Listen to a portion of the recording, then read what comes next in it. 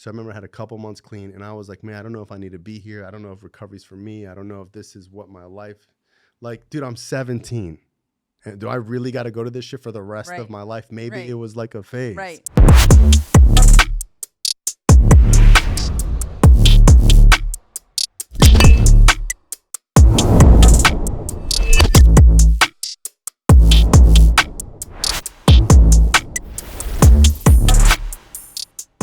Welcome back to the Hopeaholics podcast. I'm your girl, Natalie Eva Marie. And I'm Chad Carlson, and you're listening to the #1 addiction and mental health podcast. And you guys, if you or a loved one is struggling, make sure you head to askevamarie.com or chaddick.com and chat with one of our AI companions 24/7. Or text the number right here on the screen. Together, we are breaking the stigma around addiction and mental health. And fighting the fentanyl epidemic. Now, let's get into the episode. So anyways, Teddy, welcome welcome to the Hopeaholics podcast. Hey. Teddy Tarantino. Yes, sir. We got Teddy T squared. Yeah, T squared. In the house. Teddy Tarantino. That's a tongue twister. Mm-hmm. I mean, it's for sure like I mean, where should we start? Because I feel like, just really quick before we get like rolling. I feel like everybody has a porn name, right? And I have a porn name. What is it? Mine is Smuggy Westwood. What's mine again? I don't know. Isn't it? I don't know what yours is. Isn't it like something where you're supposed to take like your street? It's your first pet's name and the street you grew up on. Oh wow. Yeah, that's Wait, the whole street? My street was just a number. Mine was Westwood. What number? Like 6'9" maybe. No, mine was 42nd Street. Mine is Lime Ridge.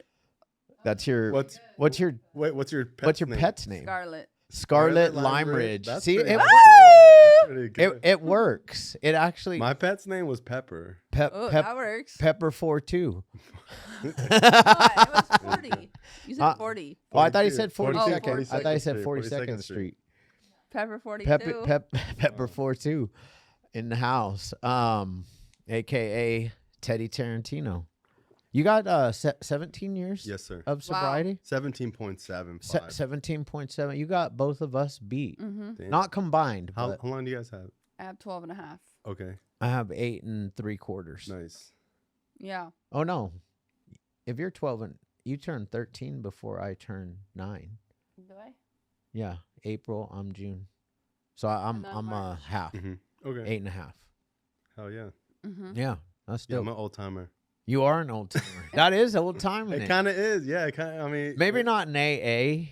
In NA. And NA, it's old timer. I'm hardcore NA. Are you? Yeah. Oh, okay, good. Yeah. Are you still in NA and everything? 1000%. Wow. Like that's what I was asking you. If anyone's hardcore, I'm hardcore. So you hit meetings and. I just got back from a meeting last night. Sponsors, sponsees, H&I commitments. Yeah, and that's so when we say we're not hardcore, it just means that at best I carry a sponsee. I hit a meeting. I have a home group. I'm not a judgmental I work the guy, steps. So. But I'm also open to other people, however they recover, and that's why I kind of say I'm not like hardcore. Yeah, I love Narcotics Anonymous. It taught me everything, and it brought me to where I am. Yeah, I'm hardcore in a sense of man, I just believe that it works, and I've had friends like kind of phase out of the program or whatever, and it doesn't work if they fuck off. 99.9% of people eventually. It might not happen overnight. I completely agree. But with that statement. It's always downhill of in some shape or form, whether it's not physical but spiritual. And not only that, or you're just making bad decisions. You feel miserable, so it might as well as if you were using. I totally agree. And maybe if you dive into therapy or some type of spiritual development, you might be able to kind of substitute a little bit. But I think there's no substitute for, addicts hanging out with addicts and doing like the deal of like, checking in. Like I have a sponsor. I need a sponsee. That's like what's on my thing right now of like, going, but I hate going to meetings. I always have. I know it. Wow, you hate going to meetings? I don't hate it. I love it. It's just like kind of going to the gym. Wow. And I'm in a phase right now where it's like, I never regret a workout or I never regret going to a meeting, but it's like, ugh. It's not like on the top of my forefront where I'm not like a meeting thumper. Like some people are just like, oh my God, I need a meeting. I can't wait to go. I'm like, I got shit to do. That's where I feel like service comes in because sometimes I will, it's easy for me to convince myself that I don't need to go tonight. Sure, of course. But when it's other people in my life that are brand new. Right, a sponsee. That's why they're like, meet me at the meeting tonight. It makes you go. Exactly. That's why the whole system works, because it's like you rest on your laurels if you're not giving it back. Yeah, on Soft White Underbelly, the guy asked me, he was like, so do you think, I should have said this, but I forget what I said, but he was like, so do you think if you stopped going to meetings, you would relapse? And I should have said, you know, if you cancel your car insurance, are you going to get into a car accident? But I kind of see it as the same way, where it's like, and knowing me, I'm like, I know that like the day I don't have car insurance is the day that someone rear ends me, you know? For sure. So or the day you rear end somebody, or you know, that first or something time. happens. Yeah. Yeah. And have you stayed consistent in your entire 17 career? Yeah, I've never had a lapse in meeting attendance, and I've always been hardcore. 12 relationship, whatever. And I have a lot of friends who didn't go to meetings for a couple of years, and probably because I've never been married. So that's probably where. How old are you? 35. I got clean at 17. Wow. Wait, so give me the breakdown of you in relationships. Like, I mean, I did when I first got clean, I was in a super serious monogamous relationship for like 3 years. And then for like 10 years, I was kind of like in open relationships back and forth with like people who were okay with that. And then recently I was in a relationship for like 1.5 years that was monogamous that ended.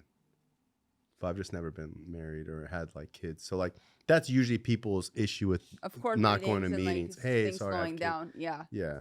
Life starts getting lifey and things start to happen, and then of course the first thing that we like to put to the side that gave us the full life is the one thing that was it. That's why we have life. Do you think that the reason why you're not in a relationship or not married is because of what you do for a living?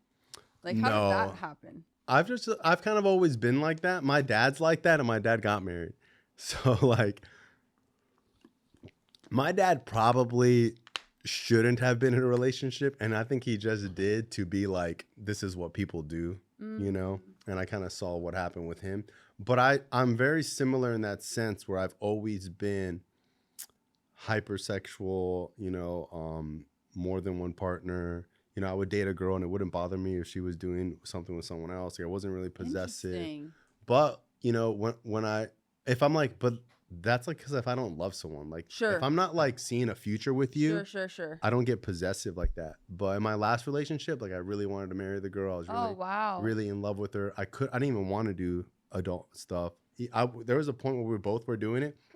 I couldn't even do it. Like, I literally was faking my scenes because I was like, I only want to be with one person. Interesting. So I am capable of feeling those deep feelings, which I don't even know if one is right and one is wrong. Right. You know, because it's like, you know, was I really super in love with this girl, or was I just so infatuated with her at the time, and it was kind of like a intense feeling, you know? But I don't know. I just feel like I've always been like that. You know, I've always been very open when it comes to sexuality in that sense. You know what's funny? I just looked and saw what your podcast was. I remember your podcast. How as an exit. Yeah. Thanks, man. Yeah. Totally. Yeah, we had Jordan Belfort on. We had Crip Mac. We had. Why'd you stop? I was dumping so much money into it. At one point, I was like, I was traveling everywhere. I was paying guests to get like more popular guests. I had a guy who I was paying a lot of money to find guests, and you know, the sponsorship deals we would get wasn't equating to as much. And then I just got like super burnt out. Yeah. And then honestly, I was like super in love with this girl. I stopped caring about like I didn't stop caring about the podcast, but she became like my main focus. Sure. You know. And did you say that was she in like the adult She was in the industry too. Oh, okay. That makes kind of sense for why I would think that would work more so than somebody not. It really doesn't matter, because there's people like there's a guy in the industry. His wife's not in the industry, and she doesn't care. She probably doesn't. They've been together forever, and he's been doing adult content forever. But everyone has their boundaries. Sure. So he can't do stuff like off camera, and like she doesn't want him texting girls like super flirty, you know. So like everyone, I've seen guys on set who the girl will be like, "Oh, you want me to like help you, like fluff you or whatever?" Yeah. He's like, "No, I have a wife." So like, even like, if the cameras aren't rolling, get away from me. Interesting. Yeah. So it's like there's a lot of things that goes along with the adult industry. If you're in a relationship like that, the boundaries are always like, some people are like, hey, I just don't want you kissing someone. I don't want you doing certain things, whatever. Right. So it's a normal relationship just with different boundaries. Yeah. How old were you when you got into that? And how did you stumble upon that? I picked it up off the ground. No, I'm just joking. I just always was super sexual as, even when I was really young. I was never really like good at sports or whatever. I was into like drugs and sex, like that's what I was into. And then when I got clean, you can't party. Not that you can't, but like I wasn't going to clubs. I was going to meetings every single night. My first 5 years clean, I lived a super disciplined life. That's what I tell people, because people are like, oh, I want to do what you do. And I'm like, dude, you couldn't even like, you have, to me, it's like you got 6 months clean. What are you doing? You shouldn't even be thinking about a career at this. And that's just my opinion. Yeah. So I had 5 years clean before I even thought about it. And I had a friend of mine who was my old grand sponsor who owned a male escort agency. And I looked up to this guy like a father figure. Like, dude, this guy's the man. And I just couldn't. And I used to judge him because I'd be like, dude, how are you this spiritual guy? And now you're a male escort agency owner, basically a pimp. Right. It's like borderline, like, I kind of judged him, but I still loved him. I was like, that's cool, but I kind of don't get it. And then my friend was one of his top guys. And my friend couldn't stay clean. And I would be like, well, there you go, bro. Look at you living this dirty ass life. And then he got clean. And I still was kind of judgmental. And then I broke up with my first girlfriend. And my guy, who was one of the top escorts for him, hit me up. And he's like, yo, I need you to sub. We call it cock stunt, like sub in for me in Miami. And I was like, dude, I'm not sleeping with an old lady. And he goes, who says she's old? And I was like, what does she look like? And he sent me a picture of her, and it was like this hot black girl. And I was like, she's going to pay me to sleep with her? And he was like, no, her sugar daddy is. And I was like, what? I was like, oh, so he's going to be like in on it? And she was like, no, he's going to be in the other room. And I'm like, how much money are we talking? And I went and I did it the first time. And I got paid $3,000. And it was the easiest $3,000 I ever made. And I've made easy $3,000 before, Yeah. And it didn't feel unspiritual. It didn't feel wrong. It was a victimless crime, like who really got hurt here, And I was like, that was cool. And then the guy was like, all right, I'll add you to the list of guys. Because he had other girls that he would do this for. And his whole thing was he had sugar babies that he would do this as like a little treat for them. And he didn't want to watch. He would never take his clothes off. He would stand away and just make sure she's having a good time and that she's good, And we would do this a couple times. And then there was I would do all the easy stuff. Like I would do pretty girls, or I would do like manageable things, not to be like rude, but it's like, it was hard for me. I was young. I wasn't taking Viagra or anything, Oh, right. I was pretty new to sex work. Now I could, almost do anything, but at the time I kind of was like nervous and young. And that's kind of how it started. And then, I've always been like an entrepreneur, and I've always been like creative, and I'm obsessed with film and art. Like I love movies and books and poetry and stuff like that. And when I first started to do adult content, it was kind of like those two things collided. And what I tell people is like, if you make art, that's dope. But when someone buys your art, it feels like, wow, like I'm doing something that's good enough where someone will actually pay for it, And it's like, you could say that with public speaking, or you could say that with anything, but it feels good to be like, wow, I'm able to be in a professional arena doing something. So that's kind of how it started. Yeah. And then it just, because you're still in it, yeah? Yeah. It's a pretty long-ass career. Yeah, I just did a Brazzer scene. Well, so I escorted like part-time. Do you know what Brazzer is? Yeah, I do. Oh, okay. Just checking. Do you, Emily? What? It's a nonprofit organization that helps underprivileged. I am. She knows what it is. I'm shocked. Okay. They're like second biggest in the world. Mm-hmm. Yeah. Probably the most. Probably the most. Well, probably the biggest. Second most prestigious. Number one is Vixen, according to ChatGPT. I looked it up. You did. So yeah, I just got like, it's a big deal, doing Brazzers. They don't really work with just anybody, but So then I was doing the male escort thing kind of like on the side. Like I would do it for shoe money. I'd be like, damn, I go buy some shoes, And at the time I was doing motorcycles. I had started my own business, parting out motorcycles. And me and my friend would put them on eBay. And he had a big business and I would be the bike buyer and I would buy the bikes. And then I started selling to like dealerships. And at the time, I was making 6 figures at like 21 years old, 5 years clean, killing it, thinking I'm like, arrived. You couldn't get, more. That was it, Yeah. So then he had sold that company and I convinced him to invest in a treatment center. And I stepped away from like escorting. I was like, dude, I don't need to be escorting. Like I have enough money now. I opened up drug rehab when I was 25, which now that I'm older, I'm like, who the fuck would work for a 25-year-old? But I remember I have amazing employees. I was super hardcore into recovery. So, and I wasn't telling people that I was like escorting. It's kind of like something like my sponsor, my close friends knew. And a lot of people quit at treatment centers that they worked at for 5, 6, 7 years to come work for me because they just knew me since I was a kid in NA. And they were like, hey, and at the time there was so much fraud going on in Florida. Like insane. I know it's going on here too, but there was so much. It was more in Florida, but it was bad here too. Yeah, it was crazy. I've been in that long. Yeah. Yeah, for sure. So in 2016 we opened, and everyone was going to jail. They had just started like the task force and all this stuff. And my business partner was like, "What kind of business did you get us involved in?" And we survived and we killed it, and we helped a lot of people. And there was like a couple of times where I had escorted in between that time just because someone had like begged me to help them out in a situation, But other than that, I had stopped.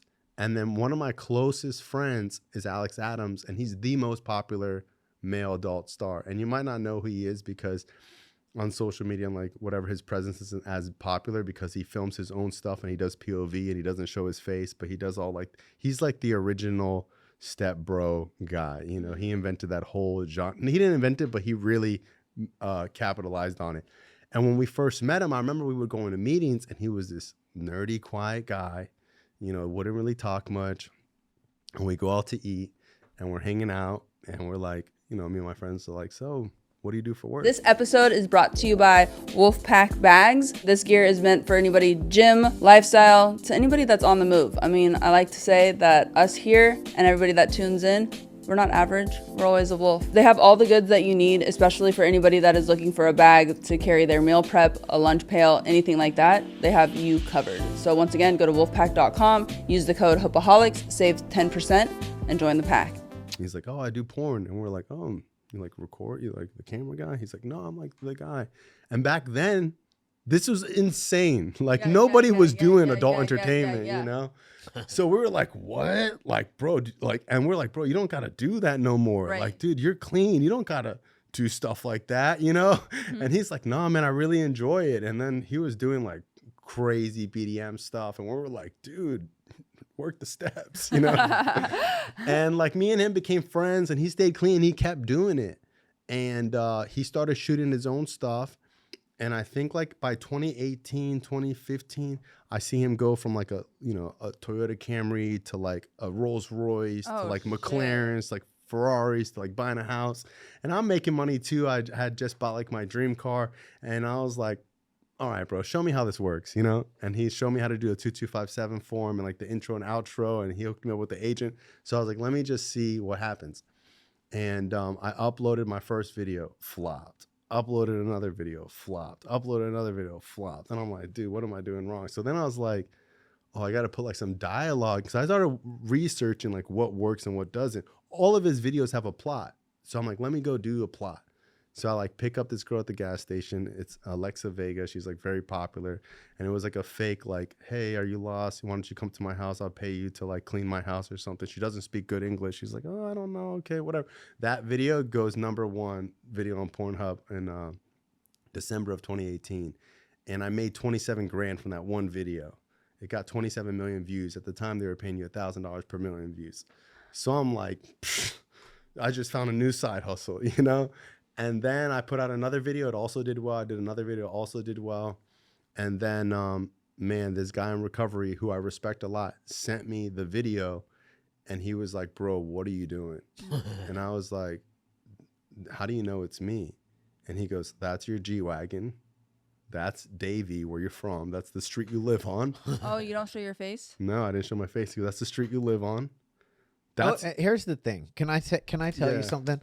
Guys don't want to see another guy's face. We don't care. Yeah, like, that's the like, last. That ain't what. That ain't what. When I see it, if I'm looking at porn and I see the dude's face and he's like, all like or making noises, I'm like, no, I don't. That sorry, Emily, I apologize. Wait, so you don't show your face at all? I do now, oh, but at the time I wasn't. Okay, you got to get to a certain level to be able to show you. But I know who Alex Adams, right? Yeah, I know who he is. Yeah, and he doesn't. A lot of guys don't show their face, or they do, but it's not the. It's not the main attraction for sure. But there are guys that refuse. There's a difference between someone who doesn't show their face because they shoot POV, and there's guys who they don't want their face on there. Okay. Oh, so there's a difference in the industry. I know girls who are like, I don't work with people who aren't out like that, because it's kind of like there's two sides of it. It's like, okay, you're eating off our industry, but you are ashamed to be a part of it. And another part of it is like, we don't know who the fuck you are and what allegations and shit that could be tied to you, that you have some type of shit that you want to hide. Yeah. So I know a girl who doesn't show her face and she's gorgeous. And I know creators who don't want to work with her because she doesn't show her face. Huh. And I'm like, to me, I'm like, well, that's kind of whatever. But like in the industry, some people do feel that way. So in the industry, I wasn't really, in the beginning, if you're not showing your face, a lot of people in the industry do feel like, all right, you're not really one of us. Right. Because now you're like trying to like downplay. Yeah. Not really. You You want to kind of make the money, but you don't want to have the stigma. Of course. Which is like to each their own. But that's kind of how it was in the beginning, just because I didn't want to show my face because I still had the treatment center. And at the time, I'm also like involved in my church. Right. I was doing nonprofit work with kids. Okay. Yeah. This is getting good. So homeboy hits you up like, what's up? And he's like, this is you. And you know what he says? He goes, that's your voice. And I was like, you recognize my voice? And I'm like, dude, this guy's just a weirdo, right? And then I'm like, oh, you're in Asheville, so you can't, you can see it because I blocked Florida. And he goes, no, bro, I'm in Florida. And then he goes, look, bro, I'm just looking out for you. You got a lot going on for you. You have a successful business. You're like a member of the recovery community. Like your sponsor knows about this? And I was like, yeah, talk to my sponsor about it. And he was like, okay, man, I'm just worried about you. And I was like, all right, I'm fine. A couple weeks later, someone else sends it to me. A couple weeks later, someone else sends it to me. Then an alumni client sends it to me. And at the time, I'm going in on this kid. I was like, bro, you need to work steps. You got to get a sponsor. You're not taking anything seriously. You're going to die. And he goes, oh, yeah, bro, how's your fucking porn career? And I was like, dude, what? And then he doesn't respond. I'm like, how do you know about that? No answer. I was like, who showed you that? No answer. And then like the next day I call him and he was like, dude, one of your techs sent it to me. And I was like, oh my God, what am I going to do? And here I am like, and then I'm also, the recovery side is thinking to me like, why am I doing risky behavior? Is this a sex addiction? Am I like self-sabotaging? I'm the most successful I've ever been, And I was really like thinking about like what I should do. And I talked to my sponsor about it. And he was like, you can't have your cake and eat it too. It's, a lot of people might be open with it, but it's not going to go over well as like a treatment center owner doing adult content. And I was like, damn, and I decided to delete all my videos, took everything off the internet, mainly because I owe it to my business partners. Because, dude, these guys took a huge chance on me. I was a 25-year-old kid. And I'm super loyal, and I want to do right by them, and I want to do what I said I would do with them first before I start to do something else. But I kept making the videos and putting them on a hard drive. Just because I collect a lot of things. I have like a bunch of guns. I have a bunch of Pokemon cards. I have a bunch of baseball cards. So I'm here like, all right, I'm going to just stack up on videos and then release them. And then I'll just make all my bread back and then whatever.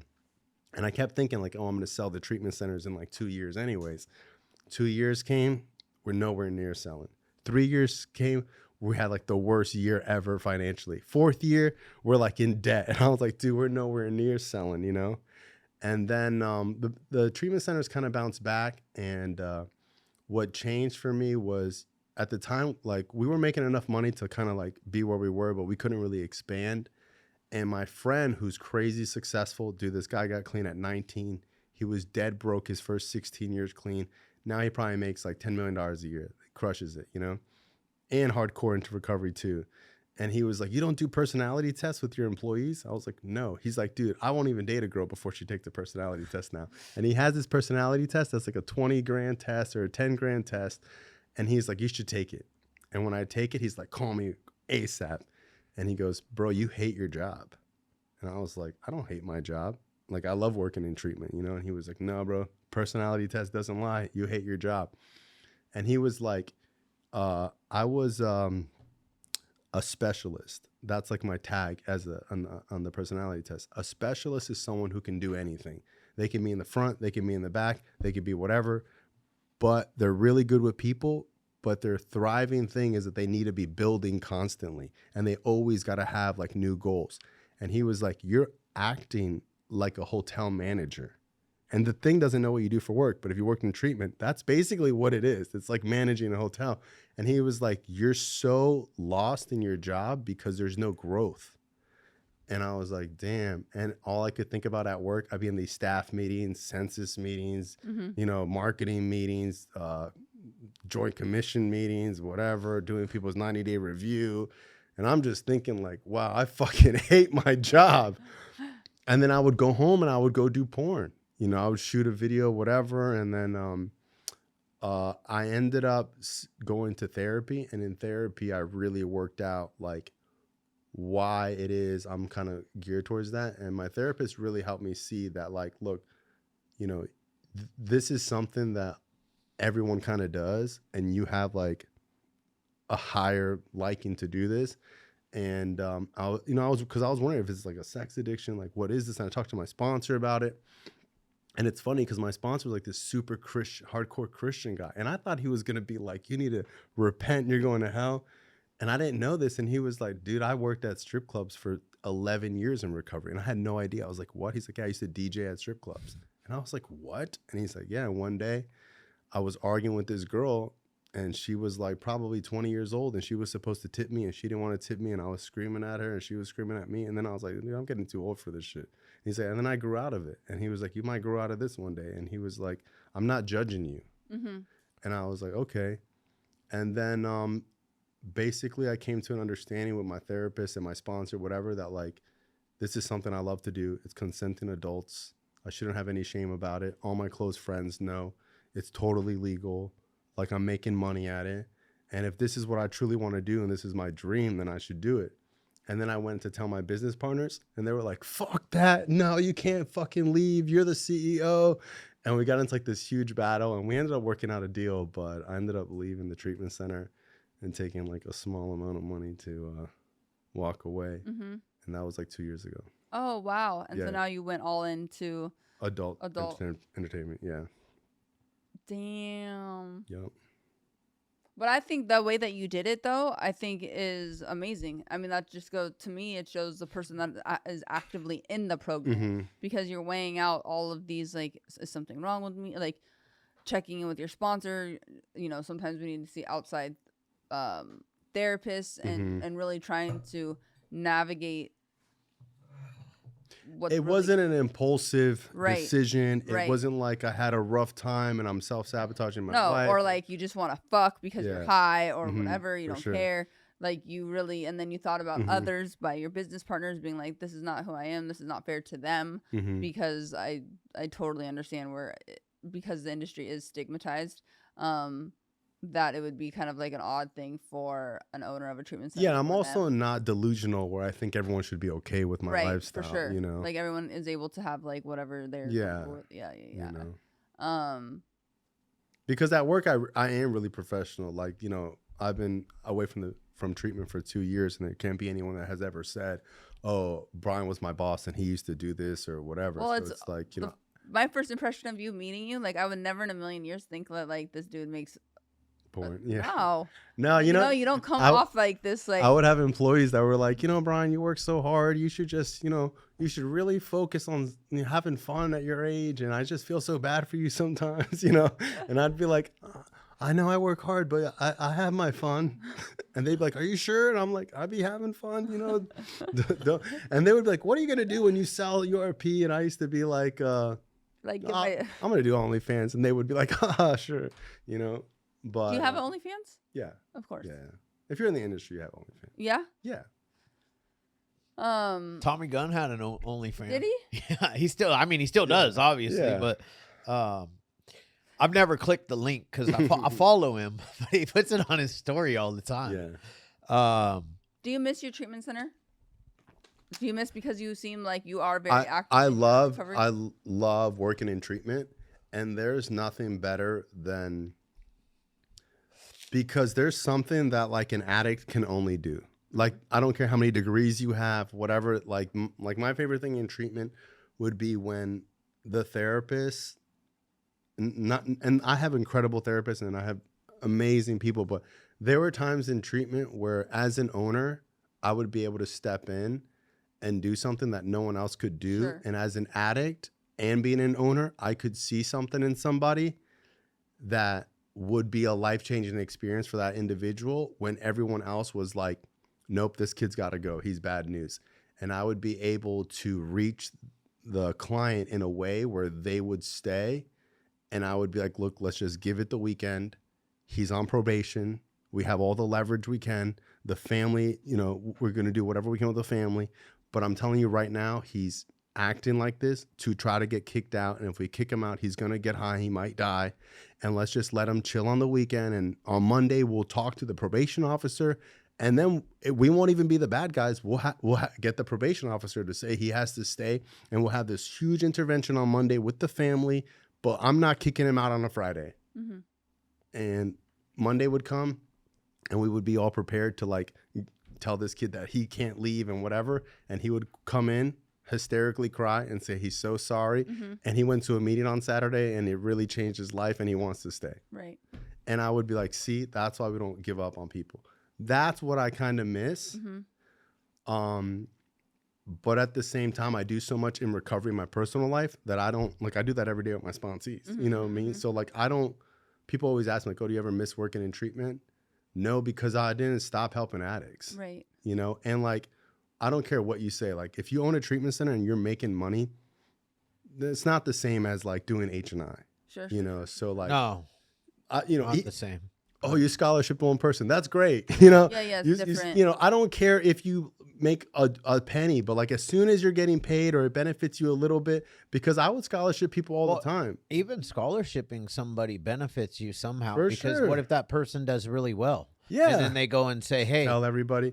Yeah. A lot of times a scholarship should be, one, I'm really good at vetting scholarships because your scholarships could be your worst clients. Yeah. At the same time. It's like a whole often. Nother, that's a whole nother. I'm really good at it because I have friends who own treatment centers. Like, we don't take scholarships anymore because they would pick scholarships who would be ungrateful and run off with half the census and all time. But I'm really good because I'll have a face-to-face conversation with them and be like, look, dude, I need you to write a 3-page essay on why you deserve to be here. Sure. And I need you to really commit to me. And I want you to know you're not going to, because we're old school, you're not going to have your phone. You're going to have to make your bed every day. Like, it's not going to be fun. You're going to want to leave.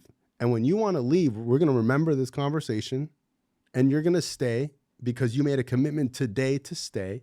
And I want you to know that there's 1,000 people in a square mile radius who would do anything to be in your shoes. And that conversation would lead to higher success rates and people staying and people being grateful. Mm-hmm. Yeah. But if you don't do that, you're just like, yeah, bro, we'll let you come in. You know, you have, you know, people run amok.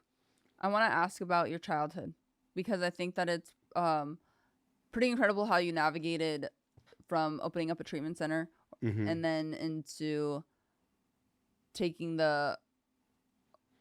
I think all of like you didn't just jump into not giving a fuck and being reckless and just doing, you know, your adult content and not caring about other people around you, meaning business partners and stuff like that.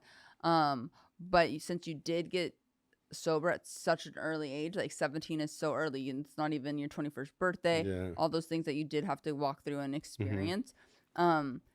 Where were you born? Do you have siblings? And like, when was your addiction really like popping off? So I was born in Davie, Florida, which is basically like Fort Lauderdale. Okay. I come from a good home, good family. And I say that because from the outside looking in, there's nothing outwardly dysfunctional about my family. My family's dysfunction is very like high level to where it's like, you know, was my dad around? Yeah. Did he have a temper issue? Yeah. I also was using at a young age. So it would bring out, you know, your addiction brings out the worst in you and the worst in your family. Like, dude, I pushed my dad to like a whole nother level that he probably wouldn't even have gone to if it wasn't for his kid taking his keys and stealing every freaking weekend, you know? And as a parent, dude, you start to take that shit personal, you know, and people are lying and, you know, you're lying every day. So, but as a child, like I used to skate. And when I used to skate and skateboard as a kid, man, I lived in this one neighborhood where like all the kids in the neighborhood liked me. I was funny. The older kids loved me because I was good at skating for my age. And they would tell me I'm going to be a pro skater. And I would go to the skate park. And at the skate park, all the kids were like, oh, you're like Rocket Power. And I would, you know, I had like something I loved to do. And people thought it was cool. And I had friends and it was whatever.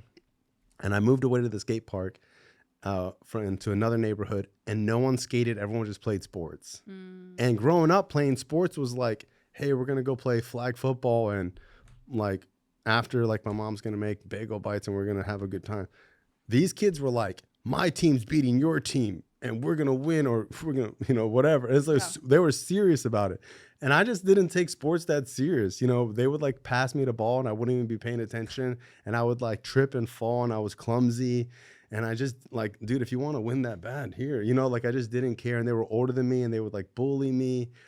And I had nothing I was really good at. And I remember like this one kid used to always pick on me. Like I have friends now who, when I became a drug addict, they'd be like, that's because that kid picked on him when he was little, you know, because they could see it. Like, you know, he was, you know, he would make me cry and whatever.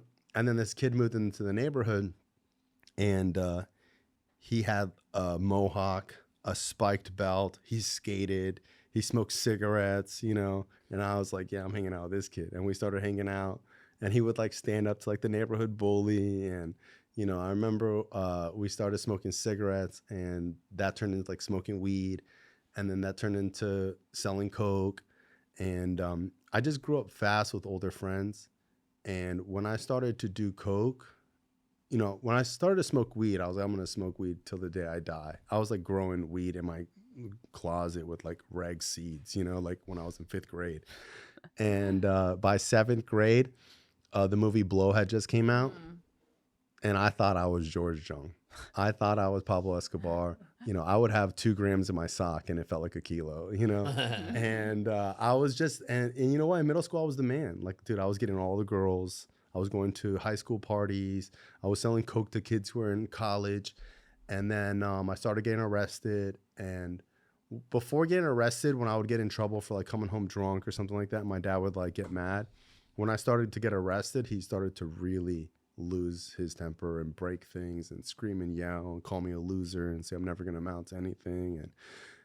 And that just got worse and worse. And then in 9th grade, I got sent to military school. And in military school, I remember I would sneak coke up, and everyone was doing pills like Oxys and Roxys. And I had done them a couple times and I just threw up. And I was like, I don't know why anyone would enjoy throwing up. You know, I just paid $40 to throw up for 4 hours. And at the time I was selling coke too. And I remember on one of my furloughs from boarding school, my friend was like, you want to come to this crack house? And I was like, dude, what the fuck? Like, who would want to go to a crack house? And I remember like I went and like I fell in love. Like it was just so insane to see. It was like intervention every single day. Like, you ever watch Dope Sick Love? It's like a crazy documentary, but I remember being like, this is like Dope Sick Love, this is crazy. And I remember we would sell coke and they would give us pills, and then I got really into like selling pills, and people were like doctor shopping. And then I seen people smoke crack for the first time. And the first time I saw crack, I was like, I'll never do that ever in a million like, you got me fucked up. The second time I was like, what's that? The third time I was like, how does that, you know, I got curious about it. And then I got skimped on an 8-ball once, and I was coming down, and I had given this guy a bump, and I was like, you want a bump of like my powder? And he was like, does the bear shit in the woods? And then when I was coming down, he was like, you want to hit this, you know, pipe? And I was like, does the bear shit in the woods? And at 14 years old, I smoked crack for the first time. And from the first time I smoked crack, I knew I would never buy powder ever again. I was like, this is it. I heard the wah, wah, wah, wah, wah. and I was hooked, and I slept about it, and I used to have drug dreams about cocaine. My obsession with crack was like on another level. And then I also became super addicted to opiates and Oxycontin. And that was my life for like the next 3 years, from 14 to 17, getting kicked out of school. Every day was looking for $30. Blues were $10 at the time, so I needed 3 to be like, okay. So every day was like, try to get $30, rob drug dealers, rob my parents, break into your parents' house, break into a house and try to steal the power tools, go into a freaking pawn shop and give them my fucking ID and thumbprint on some shit I stole 4 blocks away, you know. Just everything, you know. I've been jumped, I've been tasered by the cops, you know, which isn't crazy, but it's like before 17, it's like, you know, that's what makes it crazy, that I was so young, you know. And then I ended up failing my outpatient program, getting Marchman acted, went to a detox. And what changed my life for me was one of my friends that I grew up with would always say, hey man, you should read this book. And I'd be like, yeah, bro, I'm smoking crack, I'm not really reading a lot, you know. And he'd always be like, hey bro, you should read this book. And he would always bring it up. And when I was in detox, I remember I asked my mom, I was like, can you bring me this book? And she brought me Scar Tissue by Anthony Kiedis. And I read that book in like 2 days. And at the end of the book, he says like, dude, I'm rich, I was a superstar, I had all the resources in the world, I paid hundreds of thousands of dollars to go to rehab, and the only reason why I'm clean today is because I got a commitment to pick up the chairs after a meeting.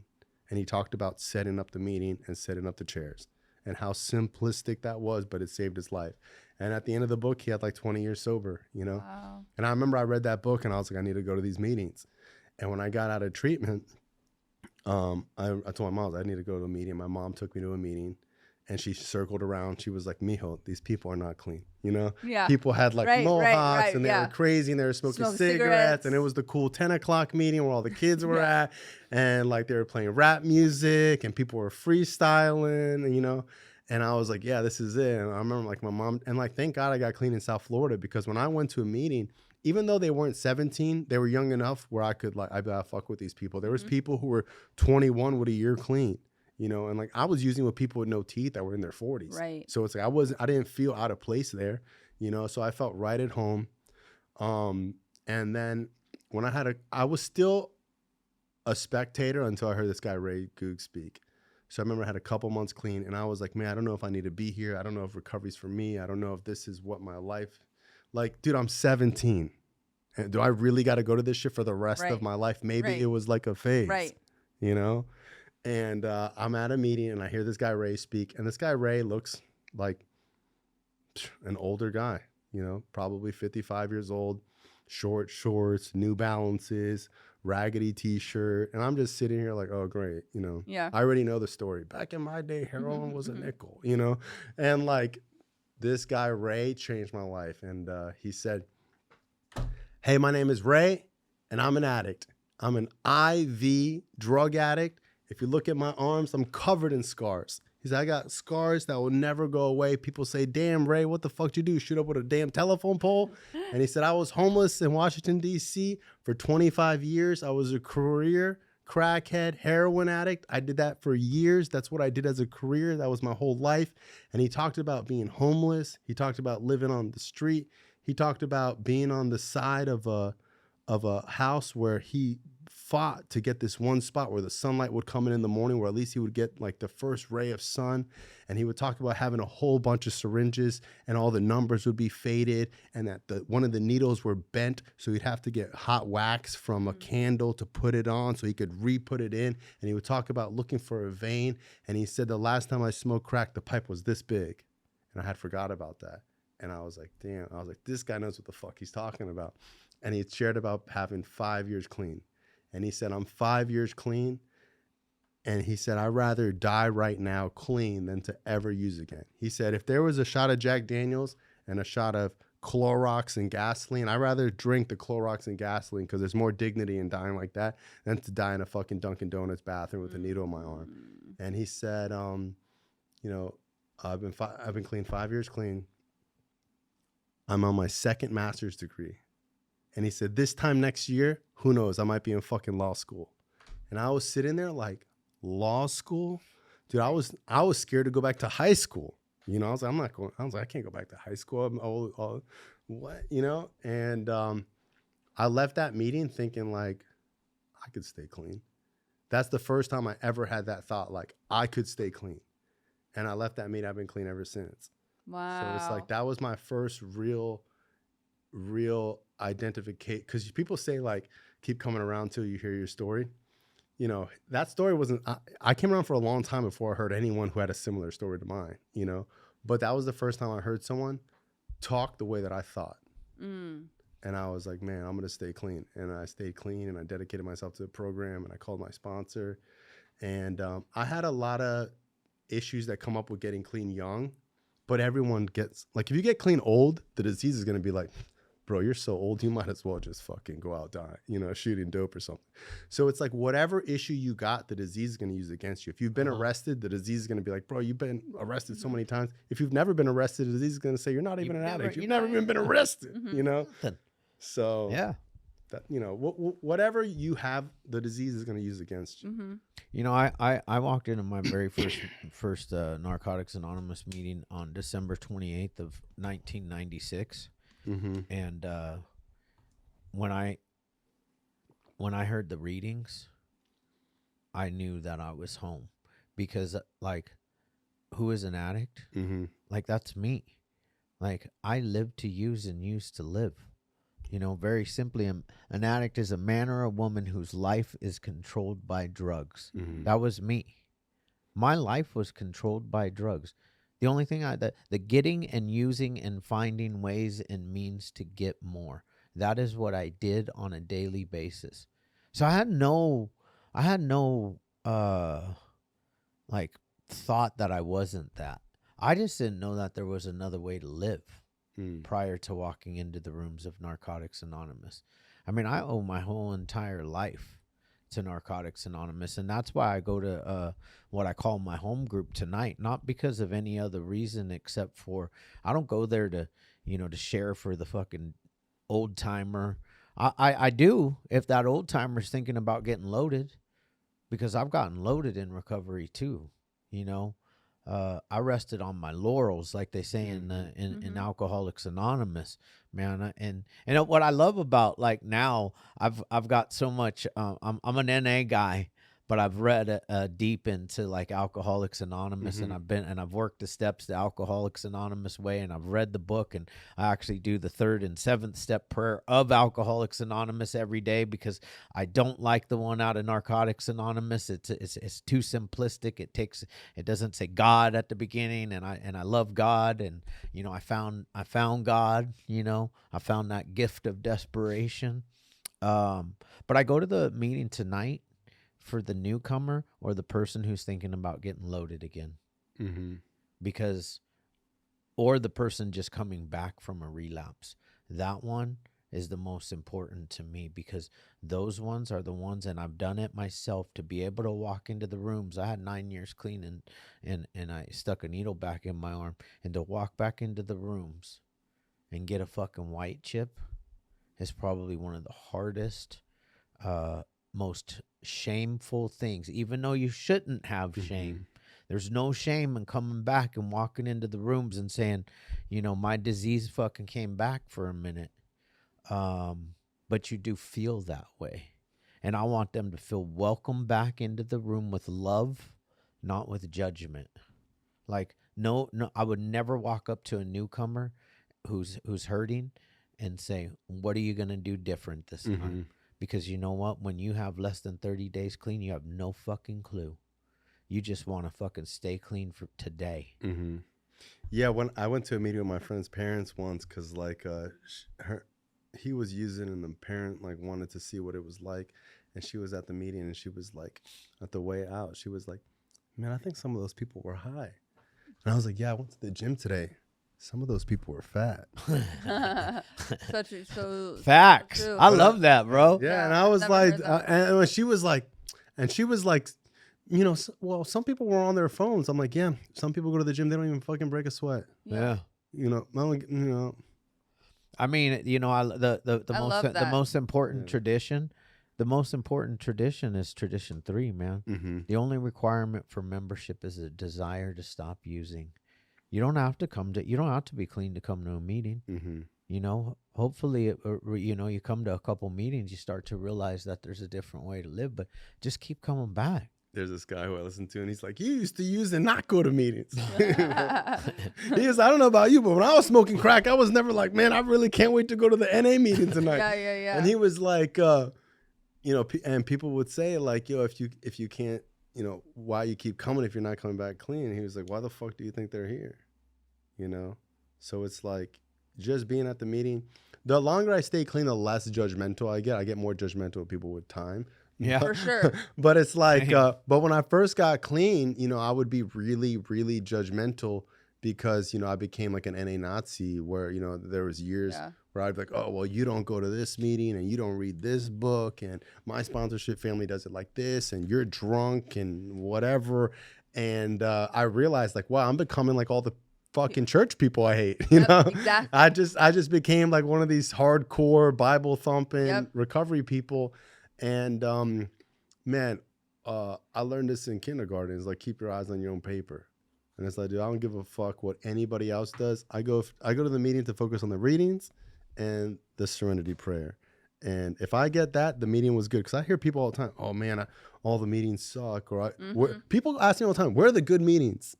The fucking nearest meeting, dog. Like what? Imagine you got a bullet hole. Like if you're hitting me up on Instagram, you got to be desperate as fuck, dude. Because I don't fucking know who you are. You got to be so fucked out of your mind to be asking strangers for life advice on the internet.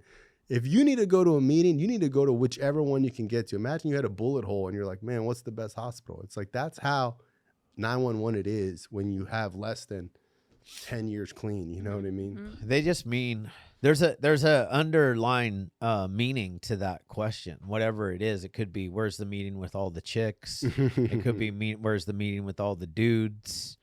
It probably doesn't mean where's the meeting with the best solution. Yeah. You know, I mean, if you're asking me the best solution, it's the one you share at. Like, go in there and like open your mouth. Yeah. What are you giving to the meeting? Absolutely. You know, I remember when I went to my first convention, I had like 30 days clean, and I walked around the convention, and I didn't know anybody. And I didn't know what to do at a convention. I was like, I didn't know there was a main meeting. I didn't know that there was meetings. I just walked around for 30 minutes. I didn't know anybody. And I left and I called my sponsor and I was like, oh, I went to the convention. He was like, how was it? I was like, nobody talked to me or hugged me. And he's like, who the fuck you hugging? You know? Right. And I was like, well, I've only been clean 30 days. He's like, you got to find a guy with 29 days. Go hug that motherfucker. Because there is a guy with 29 days. But that's how it was in AA. You know, I'm very into like the origin stories of the 12-step program and how it was when there was literally 2 addicts in a 300-mile radius. And one guy had 6 months and he was like a god, you know? Yeah, we just had a guy on that had like 46, 7, 8, 40 something. He got clean in 79. Wow. So he had 46 years. But like when he got clean, well, the first thing you had to do was get a job before you started working the steps. And that was like day 2. You get a fucking job because with that job, you started saving like 15% or 10%. I can't remember what he said exactly. And you put that away because you were going to you were already starting to make your 9th step amends. Your financial restitution. And you got a sponsee as soon, like really fast. Like, didn't he say he was like 29 days and 26 days? How he said it was like really funny because it makes so much sense because he's doing his steps, whatever. And then somebody comes up to him after he shares and wants him to be his sponsor. So he calls his sponsor like, I'm not ready to sponsor. And then his sponsor tells him, hey, I forget his name. So-and-so, like, if you just got asked to sponsor, clearly this person is more fucked up than you to think that he's gonna get help like by you. You're not gonna fuck him up. Like he's already fucked up is basically what his sponsor was saying. And he's thinking that you are a little bit less fucked up than him. Well, a lot of times it's like you know what I always tell, like in the sponsorship pamphlet, it says you need a sponsor because you can't spot self-deception. So it's like it doesn't take a really recovery deep person to be like, yo, your ex is toxic as fuck. You know what I mean? Like, it doesn't take a lot of recovery for you to be able to look at someone and be like, yo, you need to stop doing that. So it's like a lot of things in recovery. I tell people like, dude, you could almost pick anyone your first year because your problems are so easily seen by the common eye. You know, I do like jujitsu and like some stand up, and it's like, you know, I'm not that good at jujitsu, but I will fuck up somebody who's never done jujitsu. You know what I mean? Yeah. So it's kind of like, you know, you might think that I'm like fucking Bruce Lee over here, but you just suck. So a lot of times it's kind of like, you know, it's easy for somebody to help you when they're, you know, if I've only taken 5 steps in the forest and you've taken 6, I'm able to see shit you could never fucking see. Yeah. You know? Mm-hmm. And I love that. Like there's no time or anything, Mm-hmm. you know, before you, and it talks about it in our book that, you know, the addict with 1 day can help the guy with, the addict with 2 days can help the addict with 1 day. You know what's crazy is when I had probably like 2 years ago, this guy who, man, I've been friends with him for probably like 6-7 months. He was friends with my other friend. He has like 22 years clean. He's probably in his 50s, been married for probably 60 years, you know, him, not 60 years, but married for like 25 years. Yeah. He's been married longer than he's been clean, has kids, super Christian, right? Very Christian. This guy's like a Boy Scout. And he was like, hey man, you know, God put it on my heart to ask you to sponsor me. And I was like, brother, are you lost? You know? And I was like, bro, you know, you have more clean time than me. He's like, I know, but I was, you know, really praying and I was asking God, and I really think you should sponsor me. And I was like, bro, do you know what I do for work? I'm just, because I have to, you know, I was like, I don't want you to find out later. And he was like, I heard you own drug rehabs. And I was like, I used to own drug rehabs, you know? And I told him what I do. And you know what he said? He was like, man, that's so cool. He's like, in the 90s, I used to work at a porno shop and they used to sell porn here and make it next door. And I was like, are you sure you still want me to sponsor you? And he was like, man, I don't think, you know, he said, I really, really prayed about it. I talked to my wife about it. And it was really dope. And I've been sponsoring him for almost like 2 years now. Oh, wow. He texts me every day. He's been such a blessing in my life. He's like to me, I was like, wow, man, he just is so in love with his, because sometimes I think like marriage is impossible because everyone I know who's married is miserable. They all cheat. They all get divorced. It's all like shady.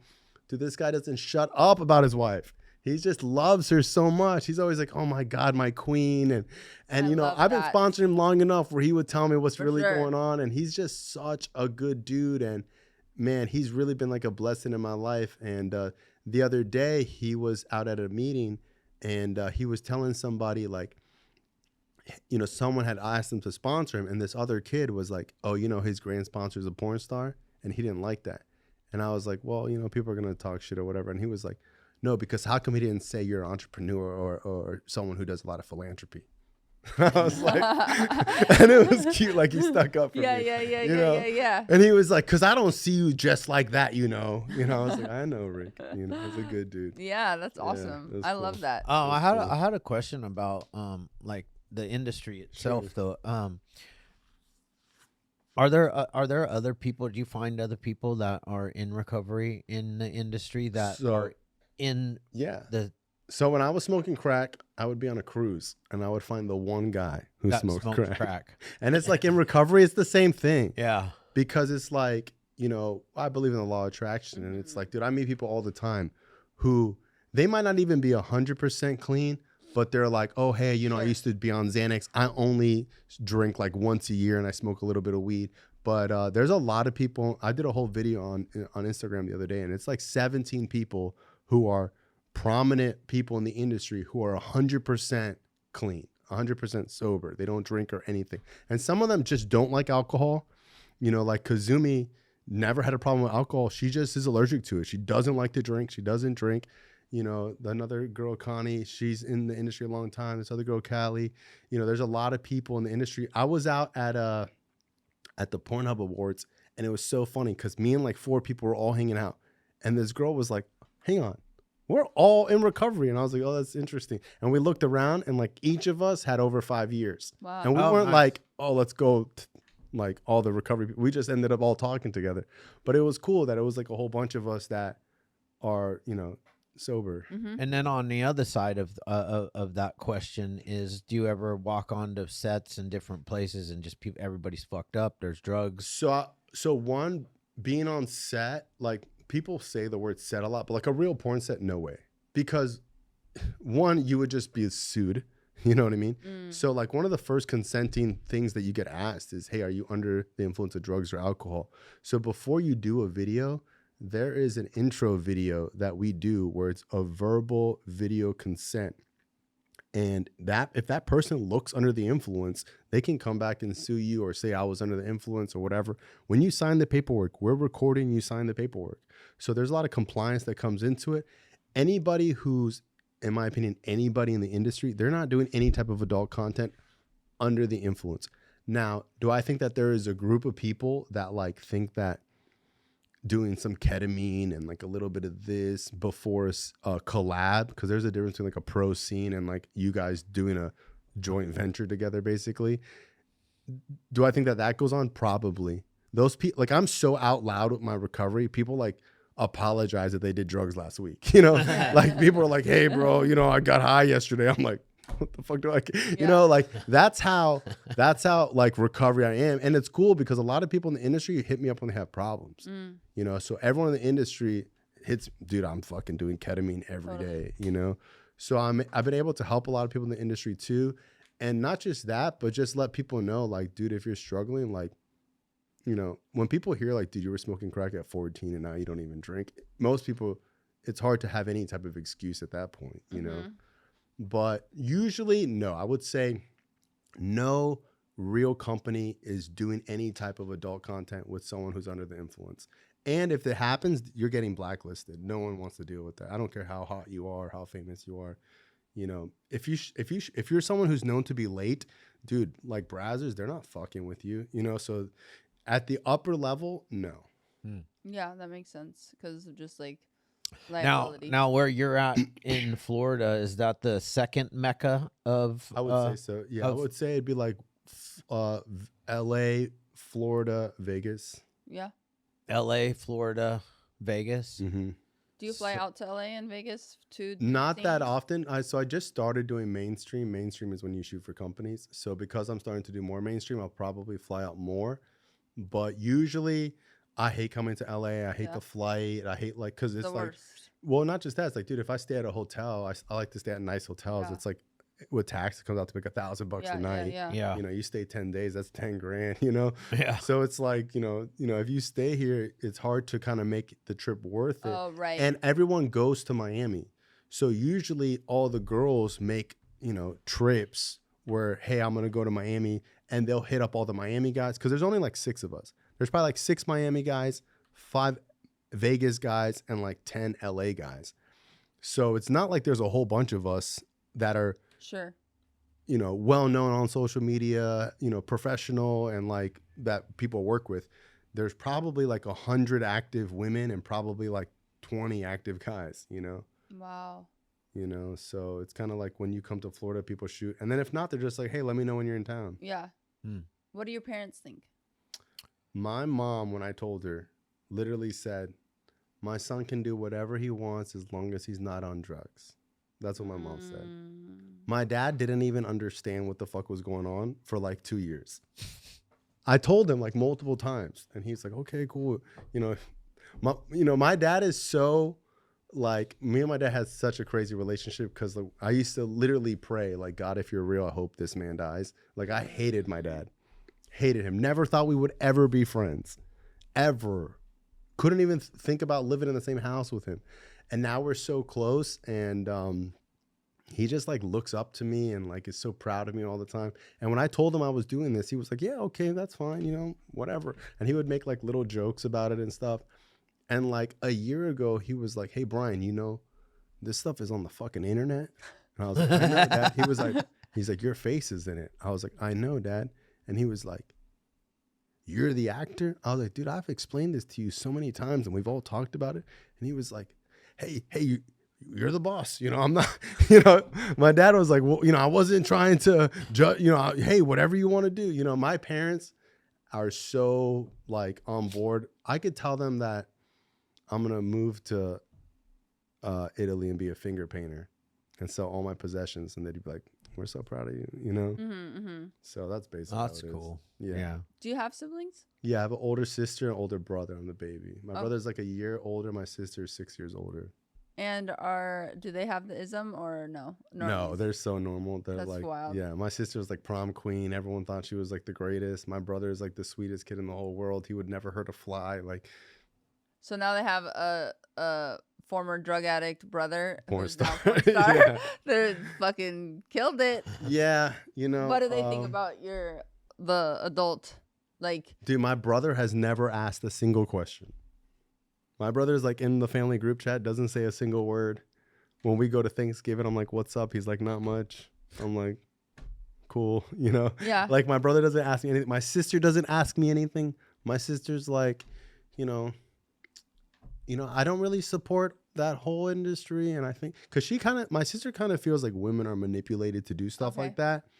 But my sister once told me, she was like, I was really trying to wrap my head around it, but if anyone can make that industry better, it's you.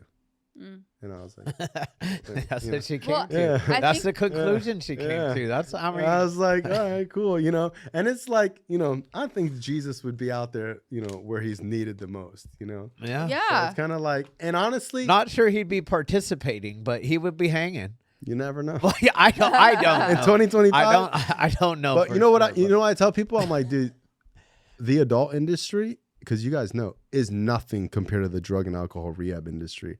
I've seen disgusting, horrible, despicable things that go on in drug and alcohol rehab that like rivals the Holocaust. Like, these people should be killed. I'm not even saying that to be like over the top. There are things that have gone on in drug and alcohol rehab that have borderline got people addicted to drugs to build their insurance, where they made millions and kept this thing going for years and got slap on the wrist. That's still going on. For sure. But it's like, so when people are like, oh, you're in this crazy, because when I started the industry, a lot of people are like, oh, be careful. I'm like, dude, I just got out of the drug rehab industry. All right. Right. There's nothing worse than whatever we have gone through. There's more drugs. All of just any type of healthcare industry. I know the rehab industry's got a real bad name, and it's easy to pick on us because of the stigma behind addicts and all of that.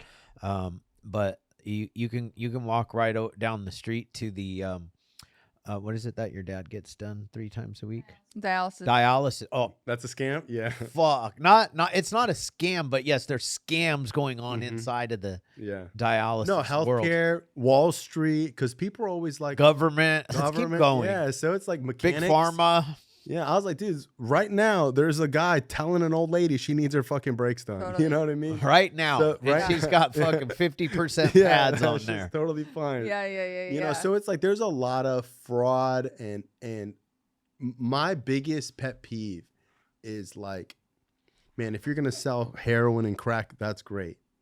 If you're gonna like be hired to murder people, whatever. If you're going to be a bad guy, don't pretend to be a good guy. My whole thing with the drug rehab is that you're under the guise of helping people. Yeah. If you wanted to go sell crack, just go and sell crack on the corner with a gun on your waist. But don't come in here like you're Mr. Recovery and have all these like Instagram God and love bullshit, and you're fucking billing people's insurance 5 times the average rate, getting kids put on Suboxone that never even had an opiate problem, like letting couples live in the same bed and get high together. Like, that's nonsense. And I only say that because, I know that goes on, but there are really amazing drug rehabs. The problem is that a lot of the amazing mom and pop drug rehabs that give a fuck never really got the marketing stuff figured out. Well, that's my plug for anonymity. If you all are looking for marketing and you're a mom and pop shop, go ahead and go to Anonymity LLC on Instagram. Say that again, because you.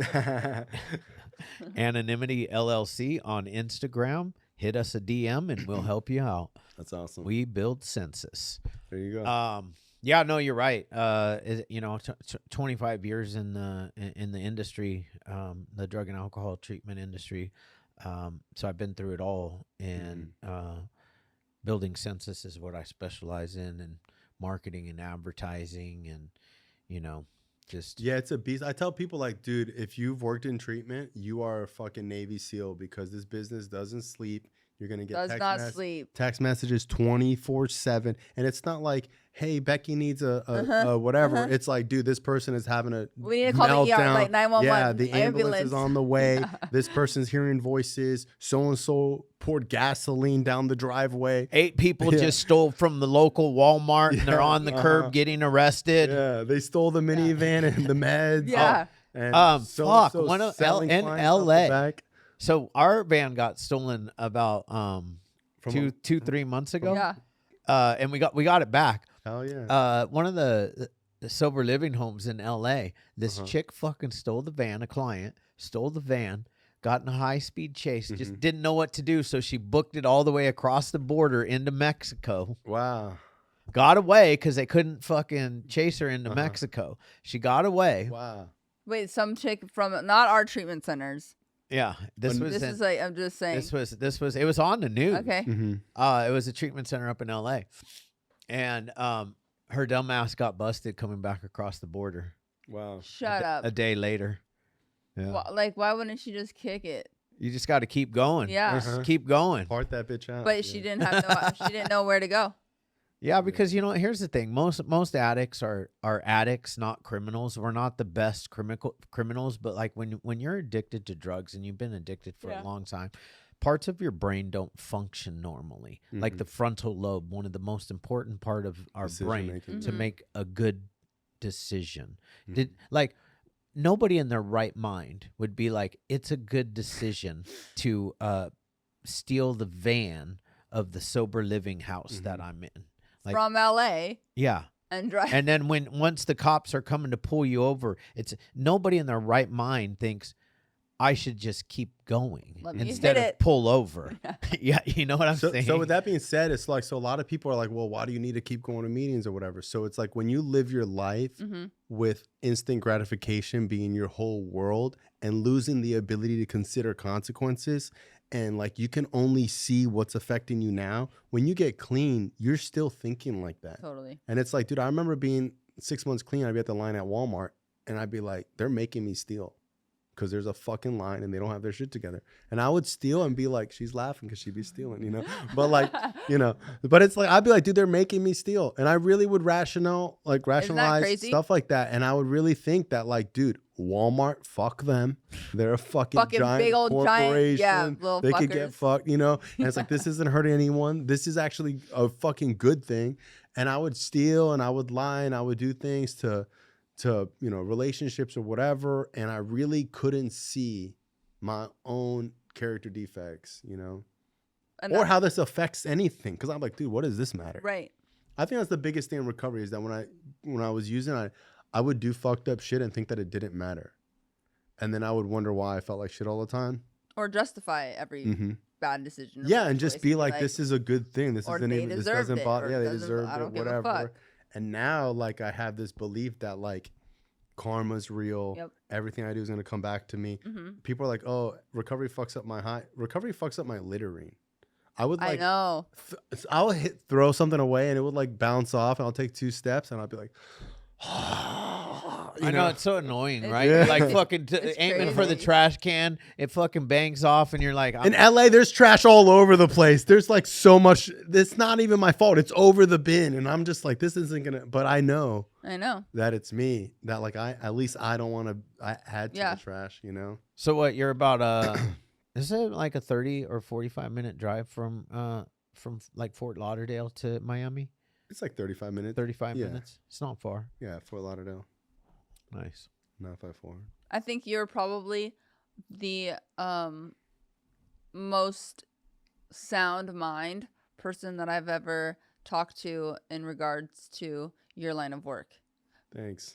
Yeah, which no, but you know You're what? the tallest midget. No, no, you know what? That's so important because I appreciate of all of them. No, all of the midgets, you're the tallest. No, I say that in the most like disrespectful way possible. Fuck off! Fuck you. Let me finish. Because going on what your sister is saying and what she said to you is that it is important for people like yourself that are living a certain type of way to be in that industry, because as we all know, energy and how we are and how we move is contagious. So it's like people are going to feel that frequency from you, and then it's like asking, what are you doing? Or maybe they need the help like that people are asking you for. And so I think that's good, as opposed to just someone that is turning into the business to make it exactly the reason why it is stigmatized in the first place. For sure. I mean, there's a whole plethora of people who have experiences of men who have manipulated women to do certain things and promise them things that aren't true, and the boyfriend, lover boy pimp mentality. But there's a lot of people in the industry who are so fucking level-headed and cool and mature. They just don't do social media or podcasts because they don't give a fuck, and maybe that's part of their maturity. But like, dude, I meet people all the time. Like Britt Andrews has like 10 years clean. She goes to a sober study every day. She has like a Christian worship Zoom meeting she goes to like 3 times a week. And she's been in the industry like 20 something years. And she's hardcore into recovery. And you probably would never know, you know? And there's other people I meet all the time. I remember this one time I was doing this scene with this girl. And she was kind of popular, but she had kind of stopped doing the adult stuff for a while. And she was wearing a Harvard hoodie. And I was like, that's funny. And she was like, what's funny? And I was like, I mean, your Harvard hoodie. She was like, yeah, I'm taking some classes. And I started laughing. And she was like, no, I am. And I was like, oh shit, that's so fire. And I was like, wow, you're actually in Harvard? And she was showing me like she got into Harvard. And I was like, wow, that's dope. And she's like popular, you know? And I was like, why wouldn't you like make a video about that or something? Or like you could do like, she was like, why the fuck would I do that? And I was like, you know, but like to her, she's like whatever. Like she didn't think of it as like a publicity stunt, or she didn't really care that other people knew about it. Sure. The bitch was just smart, you know? Yeah. And I was like, well, it's cool. So it's like, you know, people can say whatever, but I do think that because I attract those types of people, or like I'm pretty level-headed, that I do have those experiences. And I also have such a positive mindset that I think that I just attract positive people in my life, you know? Yeah. I meet people all the time like, oh, everyone in the industry sucks, and I hate everyone in the industry, and everyone's a piece of shit. People say that about recovery all the time. AA sucks. AA sucks. Everyone sucks. Everyone sucks. Those meetings suck. They lie. It doesn't work. Steps suck. It doesn't work. Everything sucks. Life sucks. Yeah. Maybe you suck. Your personality sucks. Maybe your outlook sucks. If everything sucks, then I'm gonna go ahead and say you suck. For sure. And it's like what you spot is what you look for and what you get. It's so true. Sometimes what you spot, you got, man. Yes. When you're like tearing that person apart, and I do it all the time, because like oftentimes, and I know what I see in that person. I'm like, oh, that's shit that I don't like about myself. Bro, nice having you on. Yes. No problem. It was a real pleasure. Yeah, you're a real cool dude. You've inspired me. I'm thinking about going home tonight. You ladies know what I'm gonna say. I'm thinking about going home tonight. Watching one of his videos. No. No. And asking my wife if I can get into the industry. There you go. I'm gonna start an OnlyFans. There you go. What do you think Donna's gonna say? That literally is what you took from this podcast? Yeah. He inspired me. See? Yeah, but he wasn't dating anyone. I'm gonna ask. I said I'm gonna ask Donna, my wife. I'm gonna ask her when I get home if she's okay with me. Do solo content. No, you can do point of view. Yeah. Point of view. Don't show your face. Yeah. You can do feet stuff.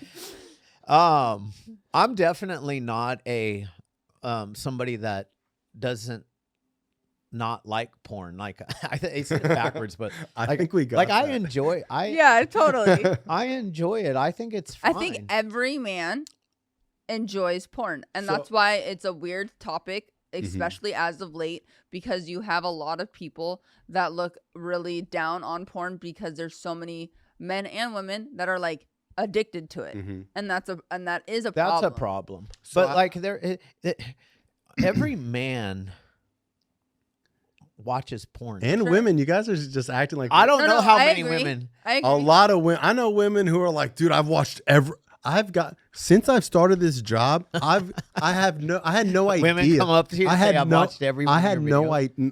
like in an insane way. Emily and I are about to start watching. I've had women from other parts of the country who are like, I'm your biggest fan. I watch every single video before I go to sleep.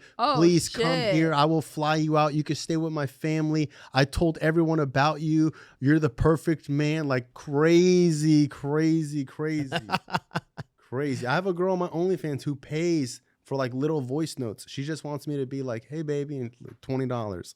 She just wants me to say her name. She's just so upset. And she's hot. I thought it was a dude at first. I was like, I need to verify that you are a woman. Yeah. And she verified as best as she could. I was like, all right. But dude, she is really, but there are women that watch porn. But for me, I see porn no different as like rap music or violence or someone who's an MMA fighter, whatever, because it's like, you know, I always tell people like what I do is on a professional level. And if you were out getting into fights every day, you would go to jail and there'd be something fucked up about it. But if you were in the gym doing it with professionals, with boundaries, and it was consensual and whatever, that's a sport, you know? So it's like, I'm not pushing people's boundaries. I'm not trying to do something I'm not supposed to do. I'm not partaking in risky sexual behavior where I might get an STD and bring it home to my wife. Yeah. That's what sex addict, like have you ever been to a Sex and Lovers Anonymous meeting? Someone's like, I gave my wife herpes, you know, like that's like the fucked up shit people do where they're partaking in super risky behavior. Like I'm not doing any content with someone who's not tested. I'm not having unprotected sex. I have boundaries. I'm not missing, birthdays or things like that because I'm out having sex. I'm not losing my house because of this. But at the same time, I do see he's making his house payment. Yeah. Because of this. Yes. So it's like, I do see it as like, you know, it's, you know, I make ice cream and ice cream's not meant to be eaten every fucking day. And it's like, this is something where people can enjoy to whatever limit that they want to. And honestly, when I'm in a relationship, I don't even jerk off because I feel like there's nothing better than like your woman feels like, dude, when she's away for 3 days, that like when she walks in the door, she's getting fucking tackled. Yeah. As opposed to like, dude, I have got men that I've sponsored before who struggle with like, hey, you know, because if you're in a relationship, porn could ruin your relationship for men and women. For women, it's sometimes it's like the fucking vibrator. Right, you know? right. It's like you don't want to sleep with your man, but you're fucking on your vibrator, you know? And it's like, no wonder your man can't get you off. You got a diesel-powered vibrator under your bed, you know? So it's like there is a balance that people need to work through. And I think that in a relationship, less is more. And you guys can kind of talk about that like in a relationship vibe, you know? Mm-hmm. Yeah. I really like your analogies on how you put that. But it boils down to everything in moderation, you know? Yep. I'm going to moderate my porn. There you go. You can have porn night. Yeah, exactly. Porn night. Porn night, there you go. Yeah. Go home and talk to Don about that. After your home group. Yeah. probably not tonight. Right, we'll wait tomorrow night. Anyways, bro, it's really good having you on. Thank you so much. A blast. Yeah, I really enjoyed thanks it. for coming. Thanks Link for in hitting bio. us. Yes. Link in bio. Link in bio. The link is in the bio. It's just for today when you go on there. No. Teddy Tarantino. Thanks, man. Thank you so much. No problem.